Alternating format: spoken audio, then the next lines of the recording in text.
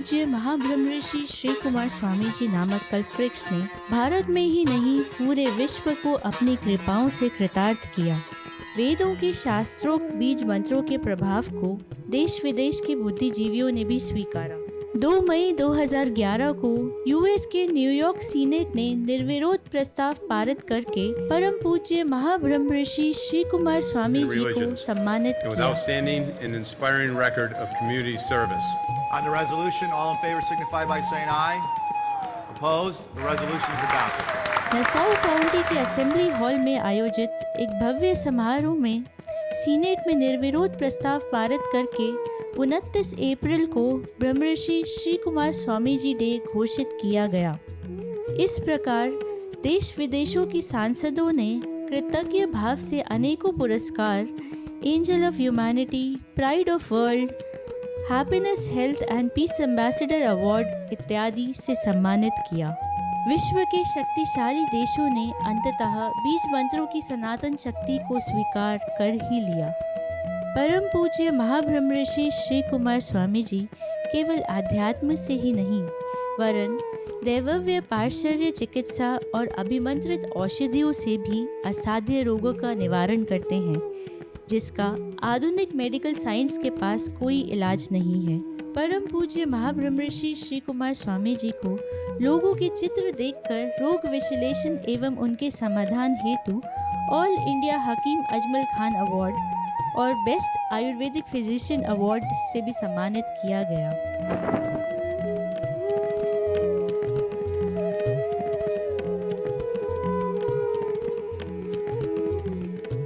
यह आश्चर्यजनक अद्भुत सत्य है कि केवल चित्र देखकर रोगों और समस्याओं के विषय में न केवल बताना बल्कि सहज सरल साक्षात समाधान करना। वर्ष 2002 में आस्था चैनल में प्रसारित कार्यक्रम आयुर्विज्ञान के रहस्य में महाब्रह्म ऋषि श्री कुमार स्वामी जी ने 21 वर्ष पहले ऐसा प्रत्यक्ष करके पूरे विश्व को आश्चर्यचकित किया था।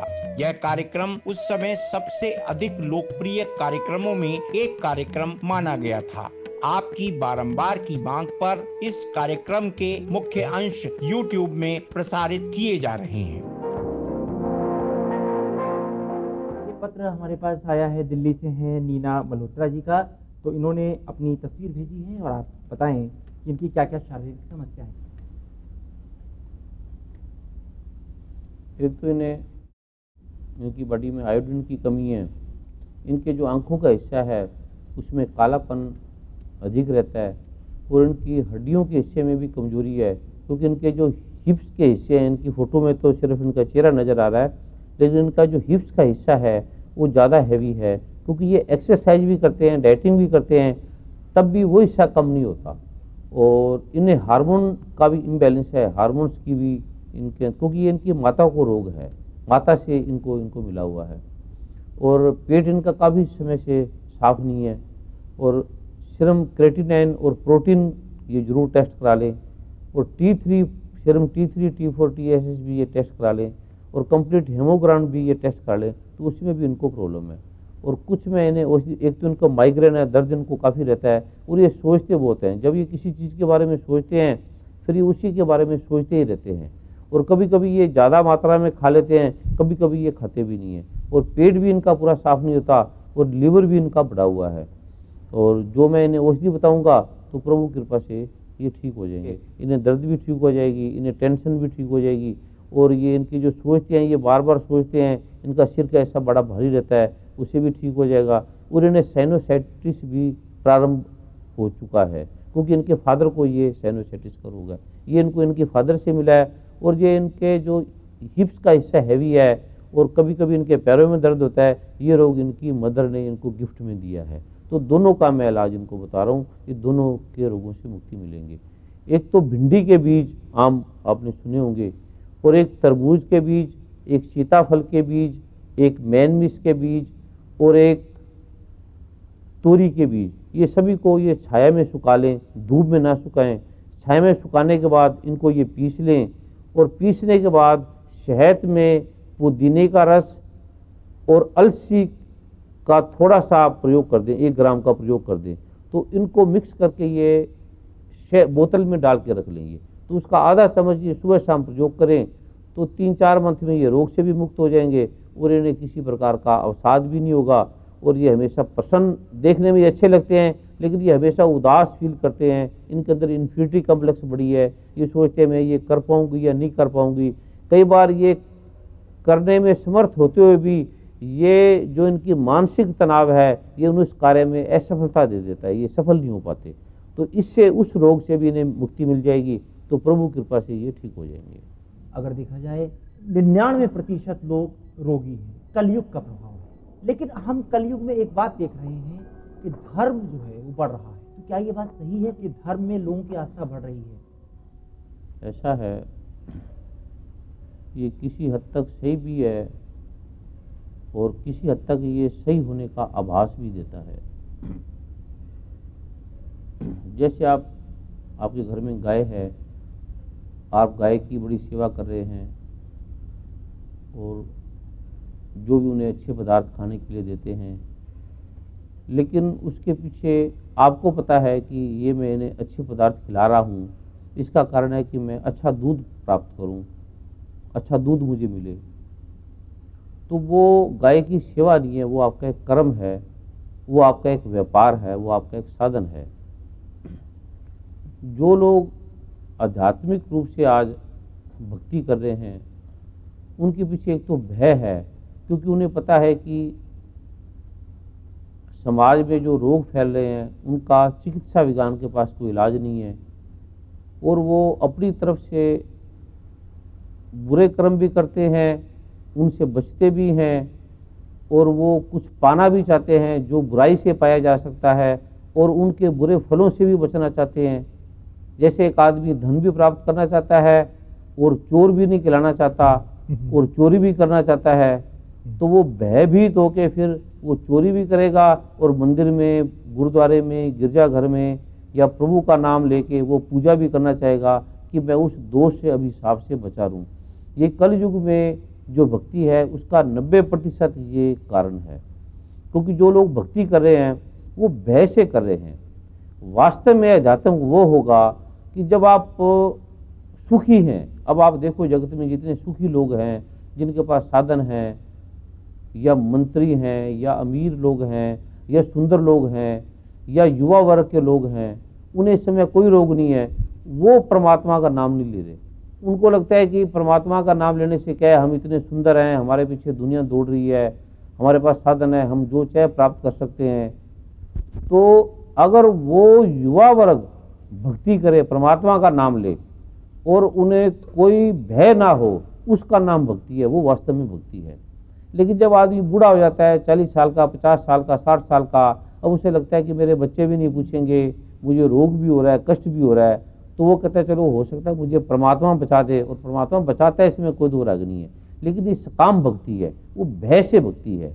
वास्तव में भक्ति वो है कि जब कोई आदमी को कोई रोग नहीं है, कोई कष्ट नहीं है, कोई कमी नहीं है, और वो निष्काम भाव से परमात्मा का नाम लेता है। अब आपके बच्चे हैं या आपकी पत्नी है, अगर वो आपकी सेवा कर रही है और आपको वो जो आप मांगते हो दे रहे हैं आपके बच्चे, तो इसका मतलब है, और निस्वार्थ भाव से दे रहे हैं। अगर उससे लगता है कि मेरा पिता बड़ा अमीर है, अगर मैं इनकी सेवा करूंगा तो इनके मरने के बाद या ये दौलत या संपत्ति ये मेरी होगी, या ये मुझे इतना इतना लाभ दे देगा, तो वो जो उनकी सेवा है वो वास्तव में सेवा नहीं है, वो व्यापार है, वो निकृष्ट कर्म है, या वो सकाम कर्म है, उसे कुछ भी कहा जा सकता है। लेकिन जो वास्तव में आपका बेटा या आप अपने माता पिता की बिना कारण से सेवा कर रहे हैं, वो बुजुर्ग भी हो गए हैं, और उसके बाद भी मोस्टली लोग क्या देखा जाता है, अगर जगत में देखा जाए तो जितने भी पुरुष हैं वो जैसे हमारे पास नौकर हैं, ऐसे वो नौकरी कर रहे हैं। सारे दिन दुकान में जाएंगे, काम करेंगे, शाम को वो पत्नी को ला के देंगे, उसका एक एक पैसे का हिसाब भी पत्नी को रखना पड़ेगा, और खर्चा भी पत्नी की मर्जी से वो करेंगे। तो गहराई से देखा जाए तो वो आश्रित हैं, वो नौकरी कर रहे हैं। लेकिन जो स्त्री वास्तव में पति की सेवा करेगी और निष्काम भाव से सेवा करेगी, ये सिर्फ भारत में सिखाया जाता है। लेकिन जो आधुनिक सभ्यता है, जो सारे विश्व में फैला जा रहा है, वहाँ ऐसी सभ्यता, ऐसे संस्कार नहीं है। वो कहते हैं कि ये आपका पति है, अगर तो ये काम का है या ये पत्नी आपके काम की है तो आप इसके रखो, नहीं काम की है तो आप इसको हटा दो, दूसरी ले लो। जैसे हमारे पास कोई चीज़ है, वो काम की है तो रखो, नहीं काम किया तो हटा दो। ऐसे ये सारे जगत में प्रचलन फैला है। लेकिन ये भारत संस्कृति ऐसी है, ये पुरातन ऋषि मुनियों की ऐसी देन है जिन्हें निष्काम कर्म सिखाया गया है और निष्काम भक्ति बताई गई है। और जो ये लोगों को पता नहीं है कि इस निष्काम कर्म में, निष्काम भक्ति में कितने रोगों का अंत होता है, कितने दुखों का अंत होता है, कितना आराम मिलता है, कितनी शांति मिलती है। कभी कोई आदमी करके देखे, जैसे आप सड़क पे जा रहे हैं, कोई आदमी गिरा हो, आप उन्हें उठा के देखें। आप अचानक कहीं जल्दी जा रहे हो, आपको बड़ा कार्य है, कोई आदमी गिरा है, आप उन्हें उठा के देखो, तो आपको जो मानसिक रूप से शांति मिलेगी वो आपको वहाँ किसी पार्टी में किसी की तारीफ सुनने से या कोई शराब पीने के बाद भी वो आपको नहीं मिलेगी। और जो उस आदमी के अंदर से दुआ मिलेगी, या किसी आदमी का कार्य नहीं है, काम नहीं चल रहा, और उसे आप अज्ञान हाथों से बिना बताए उसकी आप हेल्प करते हो, उसे आप कार्य करने के लिए देते हो, उसे कोई सहयोग कर देते हो, और सहयोग के बदले में कुछ चाहते नहीं हो या उसे जतलाते नहीं हो, उसे बताते नहीं हो, तो वो और आप भूल भी जाते हो, तो वो आपको कितना विकास देगा, कितनी शक्ति देगा, कितने रोगों का अंत करेगा, ये आपको भी मालूम नहीं है, ये किसी को भी मालूम नहीं है। ये प्रभु के पास इसकी कुंजी है, ये प्रभु इसका ज्ञाता है, प्रभु इसको जानने वाला है। तो जगत में जो अध्यात्म, वास्तव में अध्यात्म उसे कहा जाएगा कि जब आप स्वस्थ हैं, निरोग हैं, आपको कोई कष्ट नहीं है और आपके पास खूब धन है, साधन संपन्न है, और फिर आप प्रभु का नाम ले रहे हैं, उसका नाम भक्ति है। वो वास्तव में भक्ति है। अगर आप कोई भय से कर रहे हो, डर से कर रहे हो, मुक्ति प्राप्त करने के लिए कर रहे हो, धन प्राप्त करने के लिए कर रहे हो, रोग से मुक्त होने के लिए कर रहे हो, तो ये भक्ति नहीं है। ये भक्ति का उसको नाम देना ठीक नहीं है, ये व्यापार है।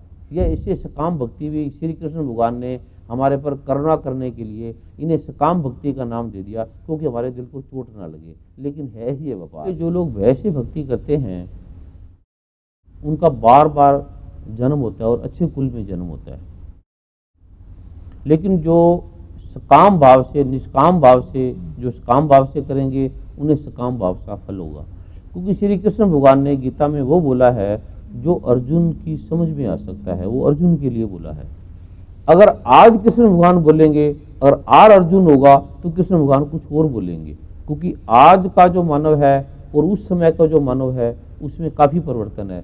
और कृष्ण भगवान के टाइम में भी कंस था, राम के टाइम में भी रावण था, उस समय भी अंधकार था, उस समय भी सूर्य था। ये जो भी है, अब सोमवार को भी अंधेरा होता है, सोमवार को भी प्रकाश होता है, सोमवार को भी हवा आती है, मंगलवार को भी हवा आती है। ऐसे युगों का जो, जैसे सोम मंगल बुध नाम है, ऐसे युगों को भी नाम है। जितने पाप, जितने, ऐसी पृथ्वी पे कोई समय आया ही नहीं है कि जब सदा अच्छे अच्छे लोग रहे हों, और ऐसा भी कोई समय नहीं आया कि जब लोग बुरे बुरे लोग रहे हों। ऐसा पृथ्वी पे संभव हुआ भी नहीं और होगा भी नहीं। हाँ, जब पृथ्वी का लोप हो जाएगा, ये सारा सागर में विलीन हो जाएगी, प्रभु में लीन हो जाएगी, तब वो गुणातीत हो जाएगी, तब वो गुणे से पार हो जाएगी, तब अच्छे बुरे एक हो जाएंगे। जब तक हमारी दृष्टि को कुछ नजर आ रहा है, दृश्यमान जगत है, इंद्रिया का जो ये जगत है, ये अच्छे और बुरे से बना हुआ है। और ये जो भक्ति है ये भी अच्छे बुरे से लेकर बनी हुई है। अगर आप साधारण रूप से माता पिता की, पत्नी की, बच्चों की या पड़ोसी की निष्काम रूप से सेवा करते हैं, अगर आपकी पत्नी निस्वार्थ भाव से, निष्काम रूप से आपकी सेवा करती है, तो अब आप जो स्त्री अपने पति की निष्काम रूप से सेवा करेगी, उसे कभी अर्थराइटिस नहीं होगा, उसे रूमेटिज्म नहीं होगा, उन्हें जोड़ों का दर्द नहीं होगा। और जो भी स्त्री को कष्ट हो रहा है उसने जाने अनजाने पति को दुख दिया है। ऐसे धर्म ग्रंथ ने कहा है, अगर किसी स्त्री को रोग हो रहा है तो जाने अनजाने उसने पति को पीड़ा दी है, पति ने उसको सहन कर लिया। अगर पति उसको व्यक्त कर देगा तो उसके रोगों का उतना प्रभाव नहीं होगा। तो ऐसे ऐसे स्त्रियों को रोग हैं जो हमारे धर्म ग्रंथों में कहे हैं। कुछ रोग हमारे ऐसे हैं, हमारे पास गलत धन आ जाता है, हम किसी का दुल दिखा देते हैं, जाने अनजाने किसी को पीड़ा दे देते हैं, उसके करके हमें पीड़ा भुगतनी पड़ती है। हमारे सारे रोगों का कारण ये कर्मों की श्रृंखला है।